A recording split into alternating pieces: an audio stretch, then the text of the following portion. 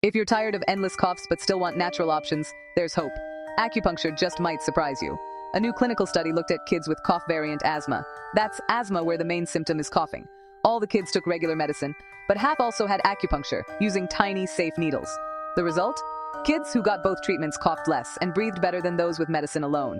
It's not magic, but science says combining acupuncture with meds could help your child feel better, faster. Always talk to your doctor first, because every child is unique. Visit our website, Health Scientists Awards nomination open now, healthscientists.org. Subscribe our channel for more tips.